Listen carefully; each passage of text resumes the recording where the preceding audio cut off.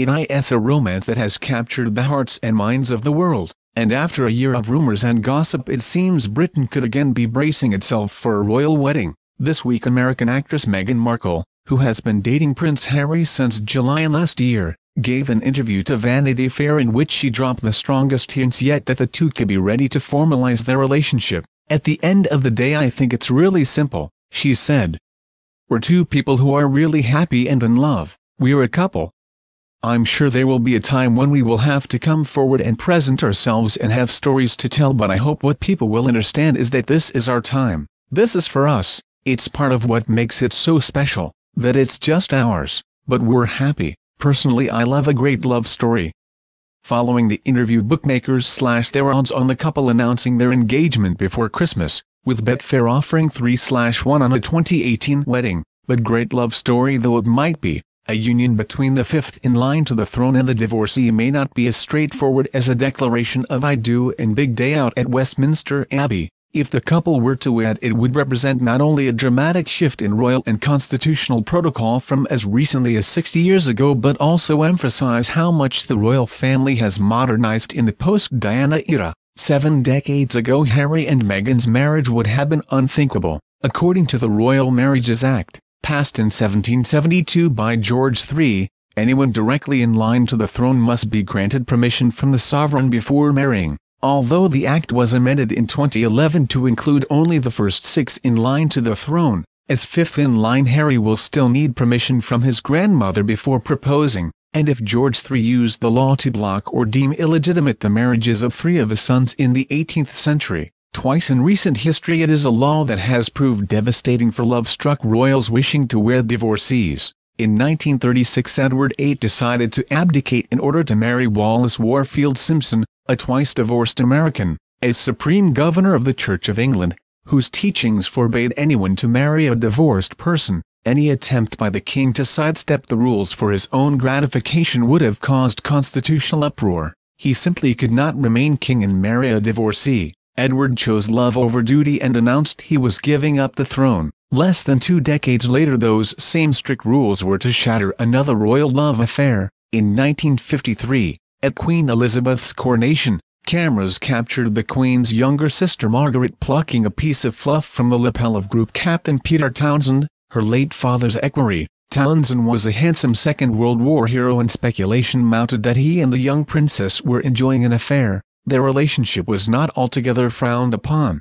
Townsend was a popular member of the royal household, as a 1953 Time magazine article described. Group Captain Townsend rode with the princesses, escorted Margaret to parties, flew her planes in air races, played canasta with the Queen and by royal command enlivened many a gathering at Sandringham or Balmoral with his quick wit and boyish charm. He and Margaret were in love, and after he proposed the besotted princess approached her sister for formal permission to marry. But the same protocol that had forced Edward VIII to abdicate meant that marriage between Margaret and Townsend could not happen. He was divorced and she was too senior a royal to marry a divorcee. Margaret was given an ultimatum: if she wanted to be with the man she loved she would have to forfeit all her royal rights and income and be forced to leave England for a minimum of 5 years. Unlike her uncle, she chose duty over love.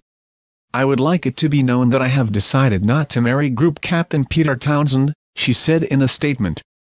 Mindful of the Church's teaching that Christian marriage is indissoluble and conscious of my duty to the Commonwealth, I have resolved to put these considerations before any others, Townsend said in his 1978 autobiography Time and Chance. She could have married me only if she had been prepared to give up everything, her position, her prestige, her privy purse. I simply hadn't the weight, I knew it, to counterbalance all she would have lost. Now the royal family is a far more compassionate institution. In 2005, 50 years after the Queen was forced to make her younger sister choose between love and duty, she granted permission for her eldest son Prince Charles to marry fellow divorcee Camilla Parker Bowles. Although the couple were not afforded the pomp and ceremony of a full-blown royal wedding and the Queen did not attend their civil ceremony, she did hold a reception for them at Windsor Castle, and Charles's royal status was never in jeopardy. The man who will succeed Charles as king has also married outside the strict traditions of royalty by choosing commoner Kate Middleton,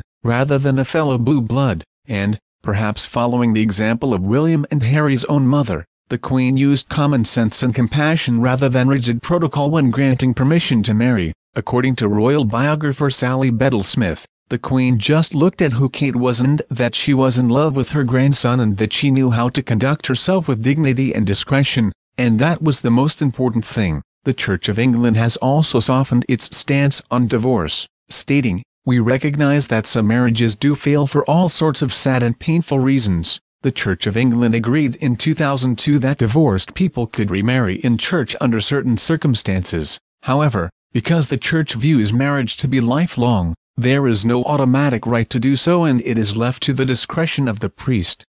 If Harry was to propose to Meghan, he would still need to seek permission from the monarch to marry, but thankfully the idea of him being forced to choose between the divorced actress and his position as fifth in line to the throne now seems inconceivable. The stakes are obviously lower in the case of Harry, says Sally Bedell-Smith.